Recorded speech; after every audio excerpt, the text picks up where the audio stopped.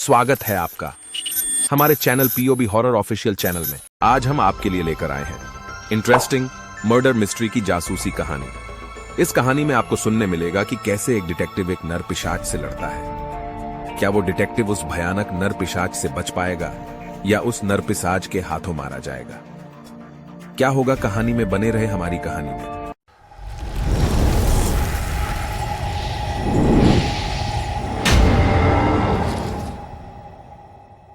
British साम्राज्य के आधिपत्य जमने से पहले भारत एक खुशहाल देश था। किसी भी काम को अपनी इच्छा से करते थे। तब हर कोई अपनी मर्जी का मालिक था। भारत हमेशा से तीन तरफ से समंदरों से घिरा रहा है, जिसकी वजह से व्यापार का बहुत बड़ा केंद्र भी रहा। अंग्रेजों ने इसे व्यापार के बहाने से धीरे धीरे इस देश को ही बंधक बना लिया और सदियों तक यहां राज किया। शिमला उत्तर भारत के राज्य हिमाचल प्रदेश की राजधानी तथा सबसे बड़ा नगर है। 1864 में शिमला को भारत में ब्रिटिश राज की ग्रीष्मकालीन राजधानी घोषित किया गया था। यूं तो गर्मी के मौसम में तमाम लोग पहाड़ों का रुख करते हैं, लेकिन शिमला एक ऐसी जगह है जहां हर मौसम का अपना ही लुत्फ है। बर्फबारी हो या मानसून की बारिश, यह हर रंग में अपनी खूबसूरती बिखेरता रहता है। बर्फ से ढकी पहाड़ियों, देवदार चीड़ के जंगलों से युक्त इस प्रदूषण मुक्त शहर की सैर भला कौन नहीं करना चाहेगा।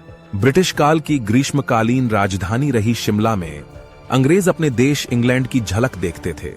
यही वजह है कि उन्होंने शिमला को इंग्लैंड की शक्ल देने की भरसक कोशिश की। यदि आप यहां जाएंगे तो पाएंगे कि यहां कई भवनों का निर्माण इंग्लैंड के भवनों की तर्ज पर किया गया है। शिमला में माल रोड के पास वर्ष 1845 में निर्मित काली बाड़ी मंदिर देवी श्यामला को समर्पित है और शिमला का नाम उनके नाम पर ही रखा गया है। अंग्रेज शिमला का सही नाम नहीं बोल पाते थे तो वह शिमला को सिमला कहते थे। उनके जाने के बाद भी अंग्रेजी भाषा में शिमला को सिमला ही लिखा जाता था। बाद में इसे शिमला किया गया। 7 चोटियों और 12 किलोमीटर लंबाई में अर्धचक्र आकार में बसे इस शहर को पूरे वर्ष ठंडी हवाएं बहने रहते का वरदान मिला है। राजधानी शिमला में अंग्रेजों के जमाने की ऐसी बिल्डिंग है जिसकी बड़ी जबरदस्त खासियत है। शिमला यूं भी विश्व भर में यहां की प्राकृतिक सुंदरता के साथ साथ यहां पर स्थित ऐतिहासिक इमारतों के लिए भी जाना जाता है। शहर में स्थित ये ऐतिहासिक इमारतें यहां आने वाले टूरिस्टों को इन इमारतों में बीते ब्रिटिश कालीन इतिहास की भी जानकारी देती हैं। अंग्रेजों के जाने के बाद जब यह देश आजाद हुआ तो उनके द्वारा बनाए गए बिल्डिंग्स, ओवर ब्रिजेस और घंटाघर आज तक अपने जगह पर कायम है। काफी लोगों ने उनके बनाए हुए बिल्डिंग्स पर अपना आधिपत्य जमाना चाहा। कुछ बड़े नामी उद्योगपति उसमें सफल हुए तो कुछ राष्ट्रीय धरोहर के रूप में आज भी वह सुरक्षित हैं। बात सन 1970 की है। शिमला शहर हिमाचल प्रदेश की राजधानी हुआ करती थी। शिमला से 15 किलोमीटर दूर कुफरी नाम का शहर पड़ता था। कुफरी समुद्री तल से 25-10 मीटर की ऊंचाई पर हिमाचल प्रदेश के दक्षिणी भाग में स्थित है। अनंत दूरी तक चलता आकाश, बर्फ से ढकी चोटियां, गहरी घाटियां और मीठे पानी के झरने, कुफरी में यह सब है। कुफरी के बाहरी सीमा पर ही एक बहुत पुरानी बिल्डिंग थी जो अंग्रेजों के समय की थी। उस बिल्डिंग का नाम रिचर्डसन हाउस था। एक दिन उस रिचर्डसन हाउस के 4 दीवारी के पास एक के बाद एक 3 लोग मृत पाए गए थे। उन तीनों की लाश देखकर ऐसा लगता था जैसे उन तीनों की गर्दन पर किसी खौफनाक दैत्य ने झपट्टा मारा था। तीनों की गर्दन पर नाखूनों के गहरे घाव मौजूद थे। मिथिलेश वर्मा एक बेहद ही उम्दा किस्म के डिटेक्टिव जासूस थे।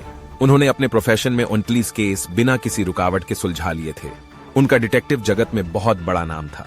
उनका नाम ही उनकी पहचान उजागर के लिए काफी था। वह अपना 50वां केस सुलझाने दोपहर के वक्त उस घटनास्थल पर जांच के लिए जा पहुंचे। वहां काफी लोगों की भीड़ एकत्रित थी। उन्होंने उस जगह का सूक्ष्म निरीक्षण किया और कपोल की लकीरों को सिकोड़ते हुए बोले, मामला तो संजीदा लगता है। यह बंगला किसका है? कृपया वह मेरे सामने आने का कष्ट करें।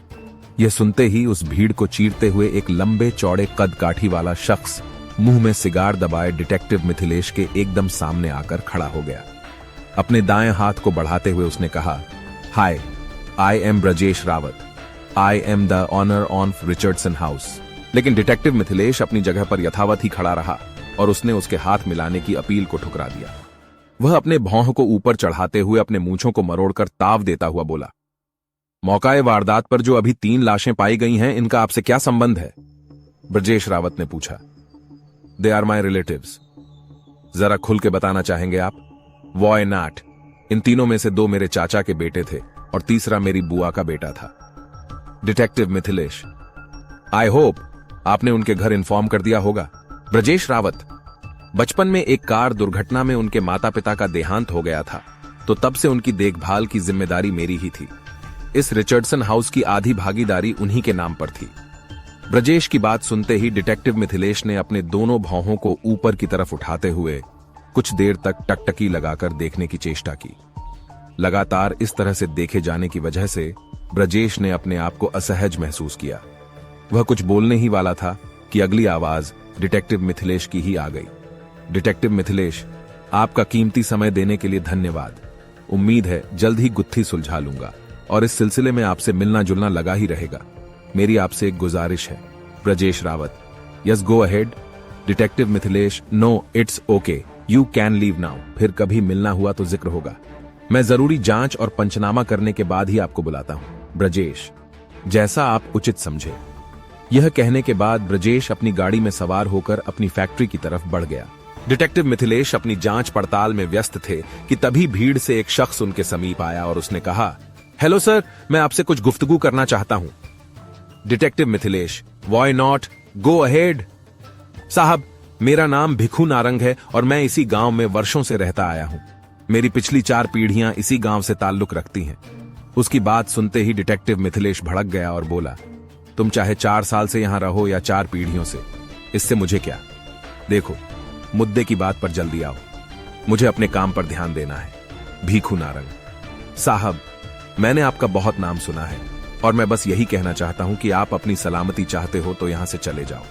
उसकी बात सुनते ही डिटेक्टिव मिथिलेश का पारा 7वें आसमान में चढ़ गया और इस बार लगभग वह चीखते हुए बोला, क्या तुम पागल हो या तुम्हारा सिर फिर गया है? तुम मुझे धमका रहे हो? तुम्हारी इतनी जुर्रत। डिटेक्टिव मिथिलेश की इस तेज आवाज को सुनते ही वह थर्र थर्र कांप उठा और मिमियाते हुए बोला, साहब, मैं ठहरा गरीब मजदूर आदमी, हम भला कौन होते हैं आपको धमकाने वाले? डिटेक्टिव मिथिलेश, फिर यह क्या हिमाकत थी? भिखू नारंग साहब, मैं तो आपके भले के लिए कह रहा था, क्योंकि आज तक यहां इस रिचर्डसन हाउस के करीब जो भी आया वह या तो मारा गया या काम छोड़कर भाग गया, यहां तक कि इसका गार्ड भी। डिटेक्टिव मिथिलेश, क्या बात कर रहे हो? फिर तो मुझे उस गार्ड से मिलना चाहिए। इस केस से रिलेटेड बहुत सारी जानकारी मिल जाएगी। वह अब कहां रहता है? भिखू नारंग साहब, वह कहां जाएगा? पड़ोस गांव जिसका नाम नागली ग्राम है, वहीं खेती बाड़ी करके गुजर बसर करता है। डिटेक्टिव मिथिलेश, क्या नाम है उसका? भिखू नारंग, उसका नाम अरविंद सागर है और उसका घर गांव में सबसे पहले पड़ता है। यह सुनते ही वह अगले ही पल बिना कोई क्षण गंवाए उस भिखू नारंग द्वारा बताई जगह के लिए निकल गया। तीनों लाशें पंचनामे के लिए जा चुकी थी, इसलिए वह इस केस से रिलेटेड सभी पहलुओं को खंगाल डालना चाहता था। अगले ही कुछ मिनट्स में वह अरविंद सागर के घर के बाहर था। उसने जैसे ही दरवाजे को खटखटाया, उसे बाहर की तरफ कोई नजर आता हुआ दिखाई दिया और वह शख्स उसके सामने आते ही बोला, साहब, आप कौन हैं और किससे मिलना चाहते हैं? डिटेक्टिव मिथिलेश, क्या तुम्हारा ही नाम अरविंद सागर है? अरविंद सागर, जी माई बाप, लेकिन साहब आपको इस गरीब से क्या चाहिए? डिटेक्टिव मिथिलेश, घबराओ मत, मुझे तुमसे कुछ खास नहीं चाहिए, मुझे बस कुछ सवाल पूछने हैं, उसके बाद मैं चुपचाप चला जाऊंगा। अरविंद सागर, ठीक है, पूछिए जो आप पूछना चाहते हैं। डिटेक्टिव मिथिलेश, मैं रिचर्डसन हाउस से आ रहा हूं और वहां सुबह ही 3 लाशें बरामद हुई हैं। मैं एक डिटेक्टिव हूं और वह केस सॉल्व करना मेरी जिम्मेदारी है। तुम उस रिचर्डसन हाउस के बारे में जो कुछ भी जानते हो वह सब कुछ मुझे बता दो। अरविंद सागर, साहब, मैं यहां 2.5 साल पहले चौकीदार था। जब मुझे यहां चौकीदारी करते हुए लगभग 6 महीने हो गए थे, तब एक रात मैंने कोई अजीब सी आवाज सुनी। मैं सावधानी से रिचर्डसन हाउस के अंदर घुस गया। वहां ऊपर के माले में मुझे एहसास हुआ कि कुछ बदबू सी आ रही है। मैंने उस बदबू का पीछा किया। मैं जैसे ही ऊपर पहुंचा, स्तब्ध रह गया। वह बदबू अचानक से बंद हो गई थी। उस रात मुझे अचानक पता नहीं ऐसा क्या हुआ कि मुझ पर धीरे धीरे मदहोशी सी छाने लगी। मैं वहीं पास के बिस्तर में नींद के आगोश में समा गया। तकरीबन आधी रात को किसी ने मुझे झंझोड़ कर उठाने की कोशिश की। जैसे ही मेरी नींद खुली, एक अजीब सी तेज बदबू कमरे में भर गई। मैंने बेहद धीमी रोशनी में देखा कि दो लंबे लंबे दांतों और खौफनाक चेहरे वाला नर पिशाच मेरी तरफ आ रहा था। उसके लंबे लंबे दांतों से खून टपक रहा था। जब तक मैं कुछ प्रतिक्रिया देता वह मुझ पर झपट पड़ा और अगले ही पल उसके दो नुकीले दांत मेरी दाईं गर्दन के अंदर घुस चुके थे। उसने ये बात कहते ही अपने गर्दन से कॉलर को हटाते हुए वह निशान दिखाने की कोशिश की। हालांकि वह घाव भर चुके थे, लेकिन उसके निशान अभी भी मौजूद थे। Detective Mithilesh, oh my god, are you serious? वह सचमुच नरपिशाच था?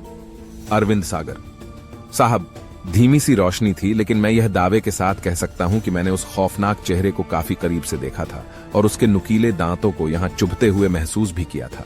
उसके लंबे लंबे नाखून बनावटी नहीं हो सकते। हां साहब, वह कोई और नहीं बल्कि नरपिशाच ही था। उसकी बात सुनने के बाद उसके गले पर दो काले निशान को दोबारा से देखते हुए मिथिलेश चौंक गया। डिटेक्टिव मिथिलेश, ओह, यह तो काफी गहरा घाव रहा होगा उस वक्त। उसके बाद क्या हुआ? तुम जीवित कैसे बच गए?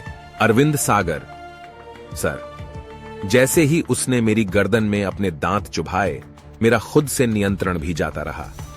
चप चप की ध्वनि से मेरे जिस्म से लहू चुसता रहा। थोड़ी ही देर में उस नरपिशाच ने रक्त से प्यास बुझाने के बाद मुझे बेरहमी से बंगले के बाहर फेंक दिया। सुबह जब मेरी नींद खुली तो मुझे देखकर सभी हतप्रभ थे। जब मैंने सभी को रात वाली घटना सिलसिलेवार सुनाया तो सबको यकीन हो गया। इस वारदात से वहां आसपास सभी जगह दहशत की लहर फैल गई और सभी के निर्णय से वह भूत बंगला घोषित हो गया। जान है तो जहान है, इसलिए मजबूरन मुझे वह नौकरी छोड़नी पड़ी। मेरी नौकरी छोड़ने के बाद से ही वहां किसी के भी आने जाने के लिए भी पाबंदी लगा दी गई। डिटेक्टिव मिथिलेश, आपके इस अनमोल जानकारी के लिए बहुत बहुत शुक्रिया मिस्टर अरविंद। आपने मेरी बहुत बड़ी मदद कर दी है। यह कहकर मिथिलेश ने उस शख्स को अलविदा कहा। मिथिलेश वर्मा को इस कहानी पर जरा भी यकीन नहीं हुआ। वह हैरान था कि यदि ऐसा कुछ हुआ तो पहले किसी ने रिपोर्ट दर्ज क्यों नहीं कराई। वह अंदर रिचर्डसन हाउस में गया। ऊपर माले में बारीक नजरों से अवलोकन करते हुए उसने मामले की तह तक जाने के लिए सोचा। आखिर क्यों कोई किसी को इस तरह आतंकित कर रहा है?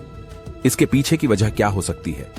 यह सोचते सोचते उसने आज रात वहीं गुजारने का निर्णय लिया। कुफरी गांव के लोग बड़े ही दिल वाले थे। वहां आसपास के लोगों ने मिथिलेश वर्मा के खाने पीने की व्यवस्था कर दी थी। इस अपनत्व और सादर सत्कार से मिथिलेश बहुत ही प्रफुल्लित हुआ। उसने वहां से जाने की इच्छा व्यक्त की तो इस गांव के मुखिया ने कहा, मिथिलेश वर्मा, आप हमारे निवास स्थान पर ही क्यों नहीं रुक जाते? आपको यहां किसी तरह की तकलीफ नहीं होगी। मिथिलेश वर्मा, इस स्वागत सत्कार के लिए मैं आपका आभार व्यक्त करता हूं।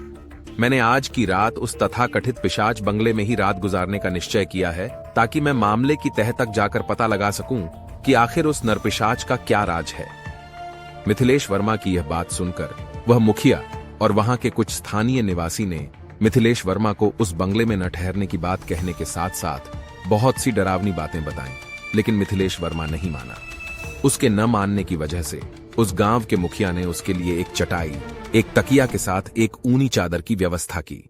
उसने रिचर्डसन हाउस की तरफ अपने कदम बढ़ाए। दिन भर की जांच पड़ताल से अब मिथिलेश वर्मा काफी थक चुका था और उसका शरीर बुरी तरह से टूट रहा था। उसने चुपके से एक लालटेन को प्रज्वलित किया और उस घोषित पिशाच बंगले के चारों ओर चक्कर लगा आया और फिर निश्चिंत होकर बिस्तर पर पसर गया। रिचर्डसन हाउस वैसे तो सभी सामान्य सुख सुविधा से युक्त था।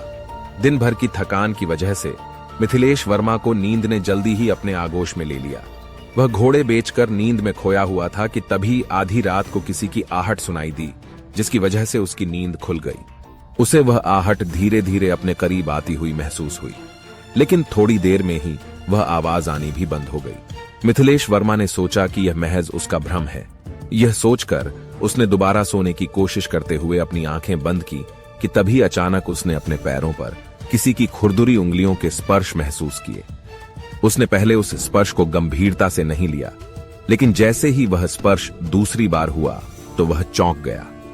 वह अगले पल हड़बड़ाकर बिजली की फुर्ती से उठकर बैठ गया और अंधेरे में अपनी दोनों आंखें फाड़ फाड़ कर देखने लगा। वह काफी देर तक टकटकी लगाकर देखता रहा, लेकिन वहां कोई भी नहीं दिखा। वह वापस लेटने की सोच ही रहा था कि तभी अचानक कहीं से एक तेज हवा का झोंका आया और उस कमरे में पूरी तरफ बड़ी तीक्ष्ण अजीब सी बदबू फैल गई। वह बदबू इतनी गंदी थी कि कोई थोड़ी देर और सूंघ ले तो फट से उल्टी कर दे। शायद किसी जानवर के शरीर के जलने जैसी बदबू थी। उसके बाद अचानक खिड़कियां और दरवाजे अपने आप खड़कने लगे और पर्दे उड़ने लगे। मिथिलेश वर्मा इस बार थोड़ा सहम गया, मगर अपना साहस खोना उसने उचित नहीं समझा और झटके से रिवॉल्वर निकालकर अपनी उंगलियां से तान लिया। अभी वह रिवॉल्वर तान के पर्दे की तरफ देख ही रहा था कि अचानक पीछे की खिड़की से एक खौफनाक दैत्यनुमा इंसान उस कमरे में दाखिल हुआ। उस दैत्य की शक्ल बिल्कुल नरपिशाच से मिलती जुलती थी। उसके नुकीले दांतों से लहू की बूंदें फर्श पर टपक रही थीं। वह बहुत ही डरावना और विभत्स नजर आ रहा था। उस नरपिशाच ने खिड़की से अंदर घुसते के साथ ही मिथिलेश वर्मा पर झपट्टा मारा।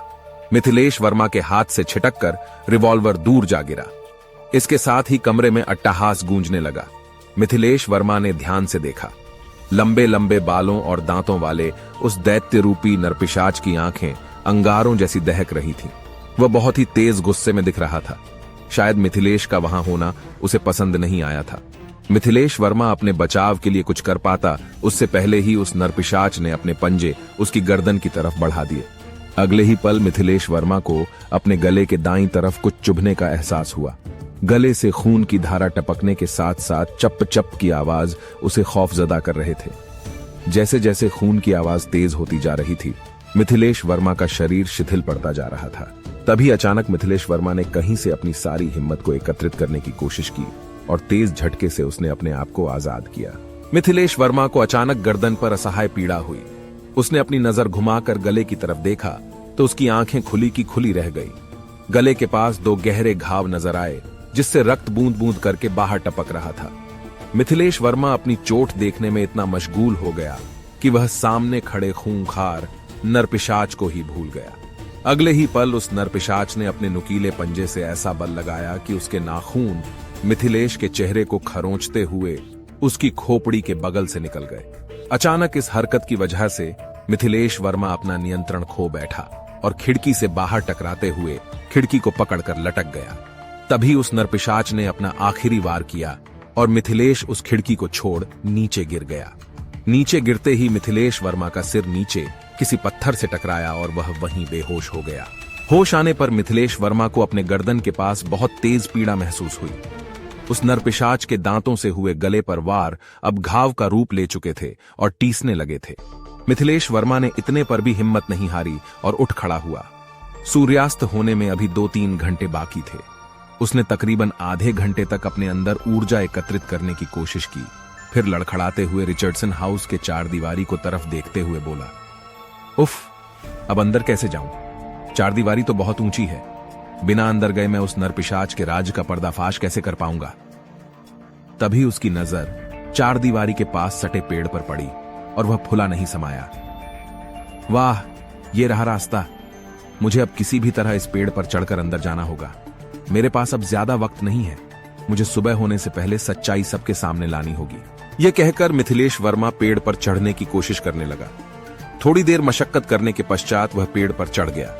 उस पेड़ पर चढ़कर मिथिलेश ने अंदर देखने का प्रयत्न किया और देखते हुए बोला, ओह, अंदर तो बहुत ही ज्यादा अंधेरा है और लालटेन भी ऊपर ही रह गया।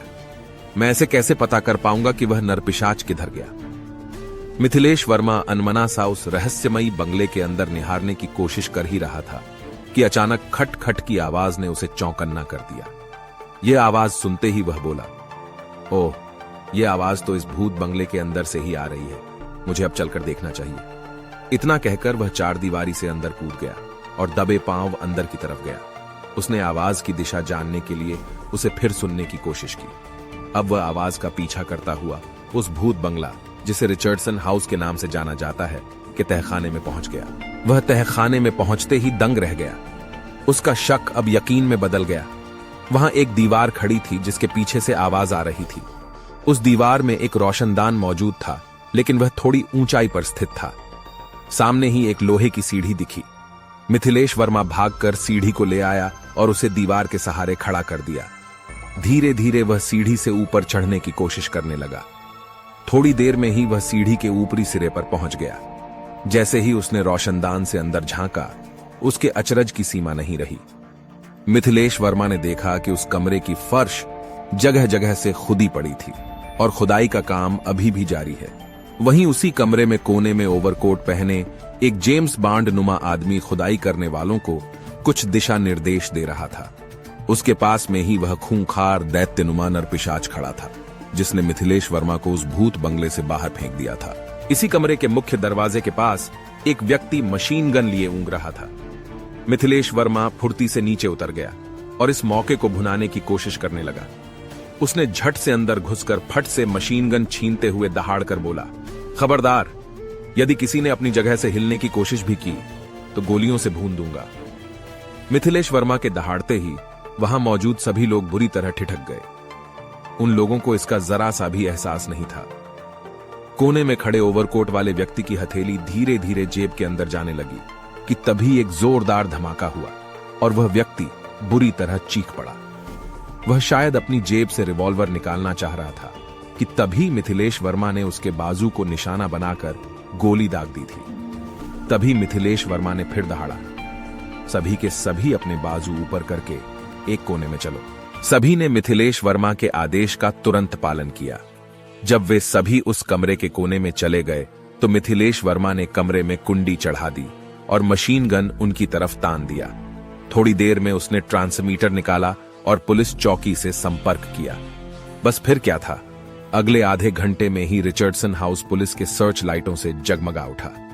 रिचर्डसन हाउस को चारों तरफ से घेर कर मिथिलेश वर्मा द्वारा बंद कमरे में लोगों को गिरफ्तार कर लिया गया। अगले दिन अखबार की सुर्खियों में मिथिलेश वर्मा का नाम शुमार था। महान डिटेक्टिव मिथिलेश वर्मा ने लगातार 50 केस किए सॉल्व। मिथिलेश वर्मा ने इस भूत बंगले उर्फ रिचर्डसन हाउस का रहस्य का पर्दाफाश किया। उसने बताया कि इस बंगले के मालिक ब्रजेश रावत गिरफ्तार कर लिया गया है। वह जेम्स बॉन्ड नुमा व्यक्ति और कोई नहीं ब्रजेश रावत ही था। इस रिचर्डसन हाउस में इसकी और इसके चाचा के दोनों बेटे के साथ बुआ की, उसकी एक बेटे की बराबर की हिस्सेदारी थी। वह इस बंगले के तहखाने में नशे का, जैसे अफीम, चरस, गांजा, हीरोइन आदि का कारोबार करता था। यहां से दूर दूर तक इसकी सप्लाई के लिए यही सारा काम होता था। कल उस घटना की वजह से सभी डर गए थे और रातों रात तहखाने में गड्ढे करके दफनाने की कोशिश कर रहे थे, ताकि कुछ दिनों बाद जब मामला शांत हो जाएगा तब फिर नरपिशाच के नाम से दहशत फैलाकर अपने मंसूबों को कामयाब करने में लग जाएगा। इस रिचर्डसन हाउस से लोगों की दूरी बनाए रखने के लिए पहले उसने यहाँ के गार्ड को डराने की कोशिश की, ताकि वह बाहर जाकर सभी जगह हल्ला कर दे कि उसने खुद नरपिशाच को देखा है। काफी हद तक वैसा ही हुआ। इस बंगले के मालिक ब्रजेश रावत ने अपने एक लंबे चौड़े डील डॉल वाले नीग्रो नौकर को ड्रैकुला का मास्क पहनाकर उसमें 2 लंबे लंबे स्टील के दांतों को लगवाकर उसे असली रूप देने की कोशिश की और यहाँ रिचर्डसन हाउस में आने वाले सभी व्यक्ति को आतंकित करने की कोशिश शुरू कर दी थी। तथाकथित नरपिशाच के नाखूनों पर बेहोश करने वाला एक रसायन लगा दिया जाता था। ज्यों ही नरपिशाच का मास्क लगाने वाला नीग्रो अपने नाखून किसी शख्स के गर्दन में चुभोता था, वह व्यक्ति तुरंत बेहोश होने लग जाता था। इससे पहले उसके गार्ड अरविंद सागर, ब्रजेश रावत के 3 रिश्तेदारों के बेटे समेत मुझे भी बेहोश किया गया।